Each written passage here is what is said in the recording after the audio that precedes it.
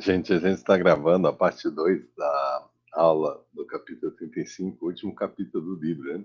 A gente tinha parado no momento do que a gente fala dos pacotes, né? Que a gente tinha falado da domesticação dos animais, vamos olhar das plantas.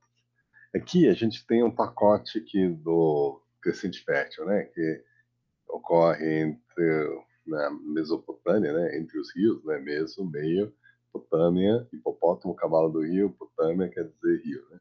Então, Mesopotâmia significa terra entre os rios, Eufrates e Tigres, né? Que é essa região aí do Irã, do Iraque, né? Onde tinha a Babilônia, a Suméria, as civilizações mais antigas, né? E isso aí vai até o Jordão, né? A Palestina, ou Israel, né? A Síria. Esse aí é o arco do crescente fértil. A gente viu que, na verdade, eles tinham linho, fazer roupa, né? Camisa de linho, né? Lentilha, grão de bico, ervilha, girô, que é um grão que parece muito com um grão de bico, né? Centeio, né? Einkorn, né? Que é esse trigo, que é um grão para cada lado, né? É um trigo bem antigo, né? Depois você tem um emmer, né? Que eles também plantam, né? Que é um tipo de trigo. E aí você tem o spelt, que é um tipo de trigo. Aí o trigo durum, que provavelmente foi obtido por hibridação. E aí você tem o trigo é, de moderno, né? Né? Que também é poliploide, né? Então, essas, né? O Emmer, o Einkorn, o spelt, provavelmente sofreu hibridação para dar origem ao trigo moderno, né? Durum e o trigo do pão moderno, né? E então eles, né, cultivavam, né, nessa região, né? Agora o pacote da China, né, tinha um cânhamo, né? E vocês sabem que o cânhamo é cannabis, né? A marihuana, né? A maconha, né? E mas os povos antigos plantavam por muitas razões, né? Porque eles podiam obter papel, né? Podiam obter fibras para fazer roupa, né? Hoje em dia a gente faz plástico das fibras, né? Eles podiam fazer cordas, né? Eles podiam usar para os animais dormirem e as sementes darem as sementes para os animais, né? E eles também tinham o uso, né? Você extrai óleos essenciais, né? Você tem remédio, né? Você tem comida, né? Das sementes, né? Moídas, né? Colocadas no pão e assim por diante. Então, né? Claro que existe o cânhamo que é plantado para obter corda. E você tem todos esses usos possíveis, eles não têm muito THC, né? Aí, claro, tem o cânhamo que você planta que tem bastante THC. Isso aí é o uso mais medicinal e mais recreativo, né? Mas para você fazer corda, as variedades que fazem corda tem pouco THC, né? Que é tetraidrocanabiol, né? Que é o produto que faz a pessoa ficar viajando, né? Então, ó, no Rio Yangtze, no Rio Amarelo, você tem o Neolítico chinês, né? Um, por volta de 5.000 anos a 3.500 anos atrás, né? A terra ocupada, né? Eles começaram a plantar soja, feijão adzuki, né? Feijão mung, né? Arroz e é o pichipanço, né? Um, né? Que é o broom e foxtail, né? Um, bom, o pacote né, dessa região aqui, desses povos, né, que é o México, né? E o México, o litoral da parte sul, ele é úmido e quente. São terras baixas tropicais. Aí você tem as regiões frias e tropicais das montanhas, né? Terras altas, né? Dos astecas, né? Então, o verde tropical dos maias, dos astecas seco e muito seco região lá dos povos que nem nos Estados Unidos são os povos que moram nos pueblos, né? Nas, na parte norte, né? Fronteira lá com os Estados Unidos, né? No México, Arizona e a Califórnia, né? Então muito seco o clima, né? Mas povos que plantavam coisas, né? E aí, o que que eles têm? Eles plantavam feijão, né? Feijão vermelho, e a vagem, né? Comiam a vagem também, a abobrinha, né? O cacau, né? A de cana, né? Tomate, né? A yuca, né? Que é, o agave, né? A yuca e o agave, eles davam fibras, né? E cordas também, né? Além de serem comestíveis, né? O algodão, eles tinham algodão, né? Que também tem no Oriente Médio, né? Eles têm um tipo de algodão, né? Que eles faziam roupa. E o milho, né? Cara, é uma coisa que é curiosa, o milho é mais pobre em nutrientes do que o arroz ou o trigo. Só que o que é interessante é que o nutriente que falta tem na pimenta calabresa, né? No chili pepper. Então, o gostar de chile talvez é adaptativo. Os mexicanos adoram chile e o chile compensa a falta de um aminoácido do milho, né? Agora, no Peru, nessa região aqui do Peru e do Equador, né? E da Bolívia, né? Eles começaram a plantar mandioca nas terras baixas, batata doce, amendoim, abóbora, a oca, né? Que em inglês, né? Que é a batata baroa, né? A mandioquinha, né? E a batata, o amaranto, né? E a quinoa, né? E o amaranto e a quinoa parecem um trigo, né? Parece uma gramínea, mas não são, são plantas de angiospermas, né? Então esse feijão preto e o feijão branco vem da circulação das montanhas, né? Então nossos corpos que precisam de 23 aminoácidos vão funcionar bem, 9 dos quais são essenciais: lisina, triptofano, metionina, valina, leucina, isoleucina e histidina, né? Nas crianças, treonina e fenilalanina. Falta nas gramíneas como trigo, arroz e milho, lisina. Além disso, em arroz falta treonina e no milho triptofano, né? Na soja, muitos feijões falta metionina. Nos legumes falta triptofano. Só que é interessante porque metionina tem nas gramíneas. Lisina, treonina e triptofano tem no feijão. Então, você comer, né, feijão com milho e chile, né? Ou soja com arroz, ou passar a pasta tahine, né? No, no, no pão, né? A pasta, né, do grão de bico no pão, né? O hummus tahine, né?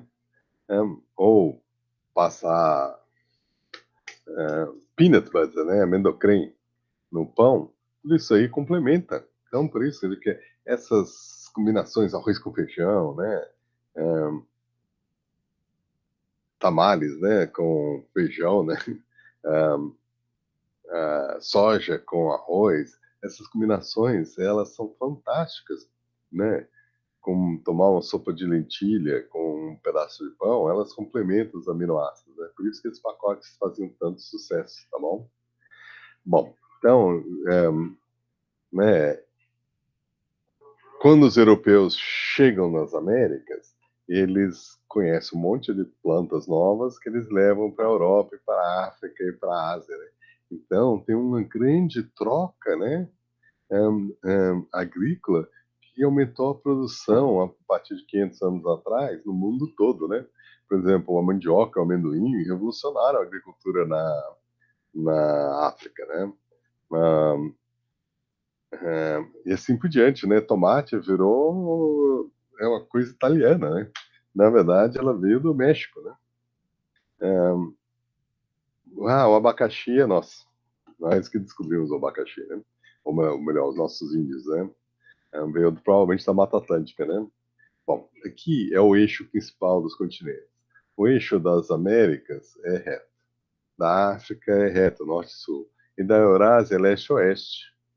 Então isso aí é mais uma vantagem para a Eurásia. A Eurásia, por que que os europeus colonizaram o resto do mundo e não os europeus e os asiáticos, né? Tiveram as civilizações mais antigas, chineses, isso aqui. E por que que... Bom, aqui a gente tem os fatores, um, o eixo do continente.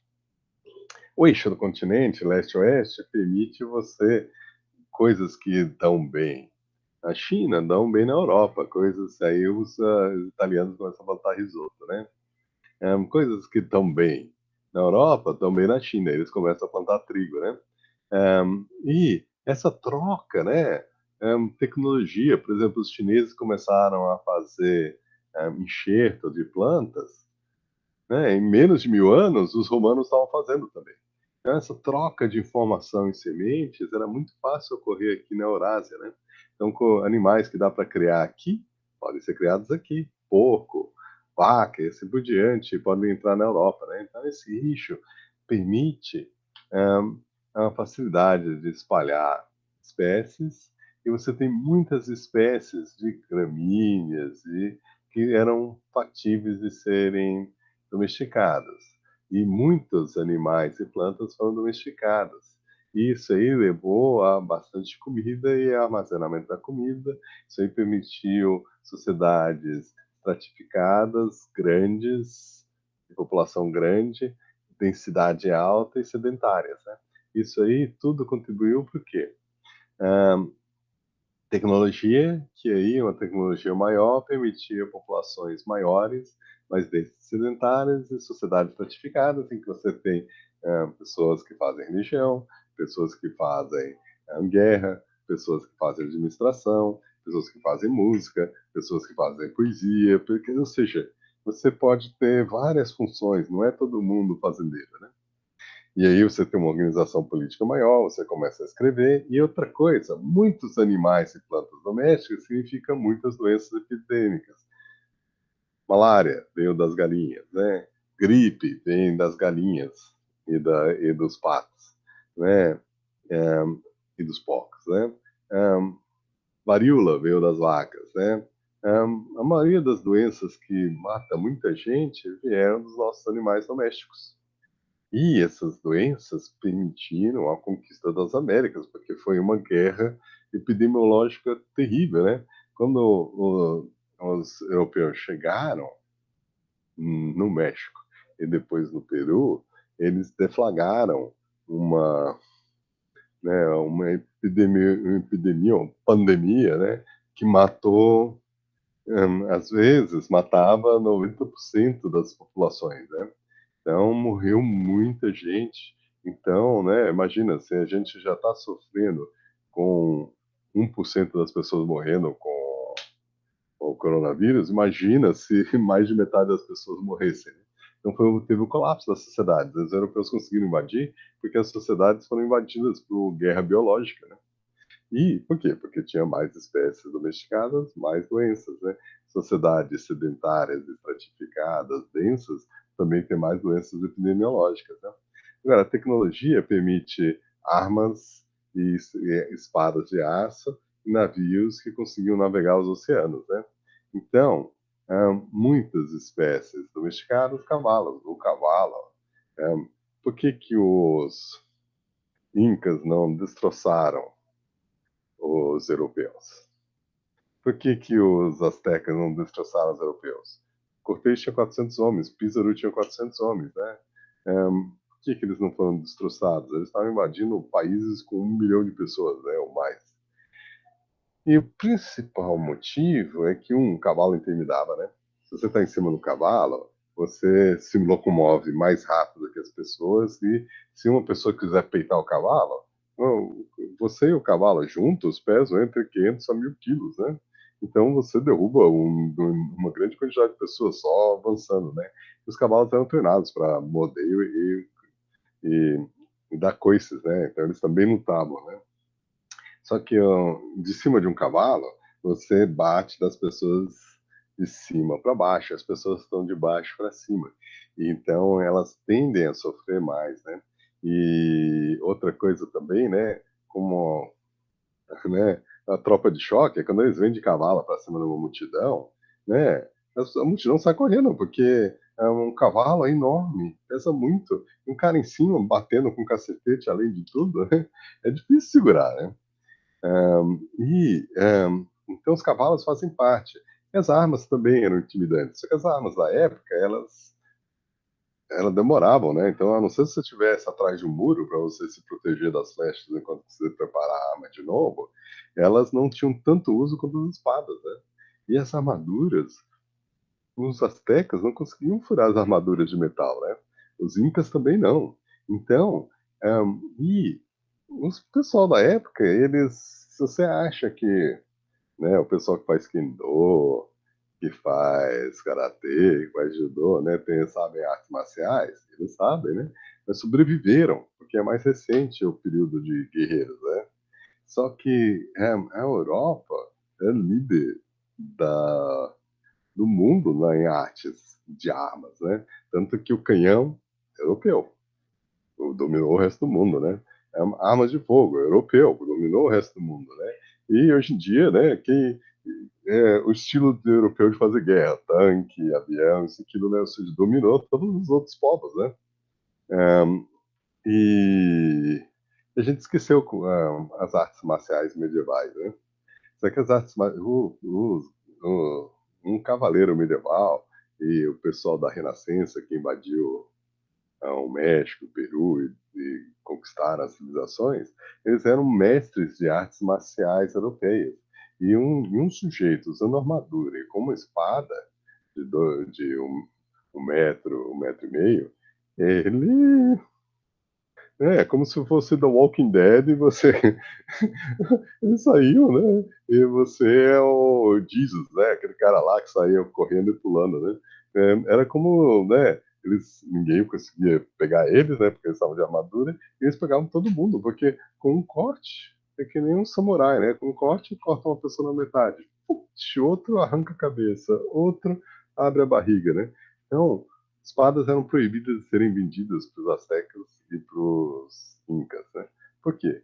Porque a espada de aço ela era melhor do que a arma de fogo. A arma de fogo intimida, faz um barulhão, bum. Só que a taxa de tiro é inferior ao arco.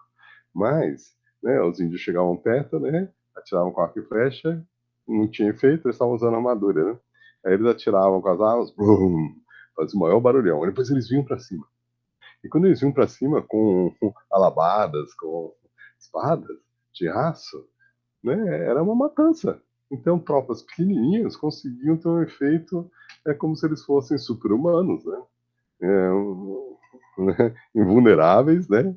E com uma espada é muito melhor do que um porrete ou uma lança, né? Para sair matando gente, né? E os índios usavam tacapes, os índios usavam lanças, os índios usavam arco e flecha. Com armadura não funcionava, né? É claro que 1 milhão de índios é mais eficaz do que um, é, 400 homens, só que com doenças se espalhando e Písaro, ele era analfabeto, mas ele tinha gente que conseguia ler e ele conseguia história. Ele sabia como o México tinha sido conquistado, ele fez igual. E o Cortés, eles tinham, né, os espanhóis chegaram depois de 1000 anos lutando para expulsar os mouros da Espanha, né? Então, eles tinham tido guerra durante 1000 anos, né? Eles foram quase expulsos e depois, ao pouco, né, durante 1000 anos, eles fizeram a reconquista, né? Mais de 500 anos, né? Um, e, né, eles vieram de um povo extremamente guerreiro, né? Que tinham passado, né? Desde que os árabes conquistaram, né? No ano de, sei lá, 600, 700, a Península Ibérica, né? Até serem expulsos em 1400, né? Foram séculos de guerra, né?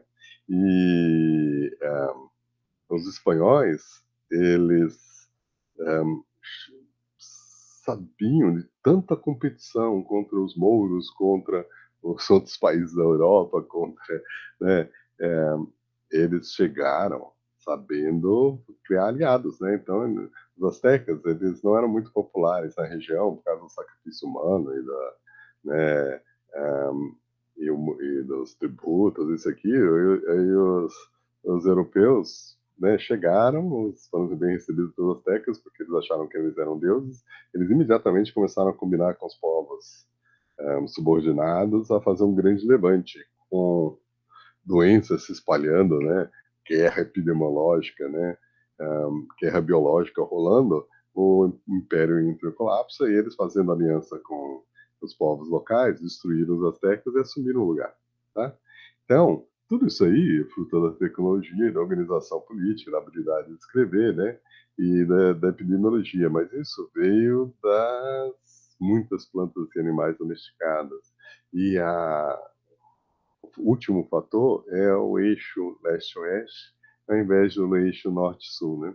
Então, os fatores próximos eram a presença de cavalos, de armas, de espadas de aço, capacidade de viajar para o mundo todo, a organização política, a capacidade de escrever e contar histórias, lembrar de histórias de como foi a conquista do Império Romano, como foi a conquista contra os mouros, como foi, eles sabiam, né? Então, e doenças epidemiológicas, mas isso é fruto de toda essa cascata de coisas, né? Então, o, né, o, o Jared, né, Diamond, ele tem uma história interessante, né? Mas o principal, ele trabalhava com fisiologia renal, né? Na Universidade de Irvine. Só que desde a época da faculdade, que ele é fascinado por línguas e por evolução. E aí, desde a época da faculdade, ele vai para Nova Guiné estudar seleção sexual em aves do paraíso, né? Então ele tinha uma vida dupla de fisiologia renal e evolução, né? Aí ele recebeu né, por causa da produção extremamente diversa dele, ele recebeu uma MacArthur Genius Grant para escrever um livro. Aí quando ele recebeu isso, ele falou: "Nossa, eu não mereço. Mas uma MacArthur Genius Grant dá dinheiro para você sentar e escrever um livro." E ele pensou, mas eles acham que eu tenho boas ideias. Ele não sabia o que ia escrever. Aí depois ele resolveu falar sobre a evolução humana e ele escreveu o livro, O Terceiro Chimpanzé. Foi um sucesso. Aí ele escreveu, quando ele estava na Nova Guiné, ele encontrou com o cara da Nova Guiné, um político lá, né? Eles estavam formando um país, né? E ele estava. São milhares de tribos na Nova Guiné, mas ele queria criar uma grande frente de povos nativos para emplacar candidatos para eles poderem fazer frente a uma frente política dos povos da Indonésia, né? E eles começaram. E uma das coisas que o político tribal, né, perguntou para o Jared Diamond é por que os europeus, isso incluía os americanos, conquistaram o mundo? E aí esse livro é uma tentativa de explicar isso. Porque a explicação tradicional é questão de raça, né? As raças da Europa e da Ásia são mais inteligentes do que as raças das Américas e da África e da Austrália, né? Além de a explicação ser extremamente racista, né? Ela não é mais popular, principalmente por causa dos abusos que ocorreram com o racismo e essa né, nazismo, fascismo da Segunda Guerra Mundial, né? E a gente ficou sem uma explicação, porque a gente tem a observação que as civilizações da China, da Índia, da Pérsia, da Egito da Europa são muito mais antigas e muito mais complexas do que as civilizações das Américas, da África e a Austrália nem tinha civilização, né? E a explicação racista tinha sido descartada, né? Perdeu popularidade e a gente ficou sem explicação. E aí algumas pessoas racistas continuam achando que é porque os índios e os africanos e os australianos não têm a mesma capacidade de inteligência criativa do que os chineses e os europeus, né? E isso aí, além de ser racista, tá errado, né? Existe alguma outra explicação, e essa explicação é a explicação geográfica, né? E na África, como a agricultura teve que descer vários, né, nas Américas também, teve que descer várias zonas climáticas. Isso aí demora tempo, porque as populações de animais e plantas têm que se adaptar a climas completamente diferentes. Na verdade, às vezes você tem que começar a plantar uma outra coisa, que se dá melhor naquela região. Então, a percolação, né, a a difusão da tecnologia foi muito mais lenta do que entre as civilizações da Europa e da Ásia, que se tinha a mesma latitude. Então, o que cresce aqui, cresce aqui. Aqui, o que crescia no Egito, tinha que sair da zona europeia temperada, né, e ir para a zona tropical, de savanas, atravessar o deserto, zona tropical, depois a zona das florestas tropicais, depois a zona temperada, não, desculpe, a zona das estepes secas, dos desertos, e finalmente chegar no clima europeu da África do Sul. Então, essa difusão da agricultura foi super lenta. Mesma coisa com as Américas, né? Porque as coisas que os astecas plantavam, né, os seus antecedentes, né, um, eles eram plantados num clima frio que é igual do Peru, né? Só que tinha que primeiro descer para a zona quente, descer na Amazônia, zona quente, e depois subir o morro. E essa difusão é super lenta, né? Bom, aqui é alguma origem de algumas coisas, né? Eu gosto das Américas, né? Que morango é das Américas, né? Girassol das Américas, trigo, vários tipos de feijão, tomate das Américas, né? Algodão das Américas, tabaco das Américas, né? Batata das Américas, amendoim das Américas, morango das Américas, né? E sorghum, né? Um tipo de grão que parece alpiste, né? Das Américas, né? Rye é centeio e barley é cevada. Então, rye, barley, wheat, né? Trigo, cevada e centeio, né? Aveia nessa Europa, né? Alface no Mediterrâneo, né? Ah, essa região aí da Polônia, eles começaram a plantar um, beterraba. Um, uvas, vem da Ásia Menor, né? Então, vinho, né? Começou a ser plantado, talvez na Geórgia, o primeiro lugar que fizeram vinho, né? Depois que amêndoas também nessa região da Geórgia, né? Maçãs nessa região do Mar Cáspio, né? Alfafa também nessa região, né? Cebolas é uma coisa indiana. Arroz, talvez o primeiro lugar que foi criado arroz foi da Índia à Tailândia, né? Depois foi para a China, né? Me encontrou com a, né, a soja que eles estavam plantando lá. Laranjas são uma coisa do Vietnã e da Camboja, né? Cana-de-açúcar e banana, e provavelmente na Nova Guiné, né? Então, e essas regiões têm uma grande diversidade genética, né? Então é interessante preservar as sementes dessas regiões, né? Bom, aqui a gente vai começar a falar como foi a transição, então eu vou fazer uma pausa, tá bom?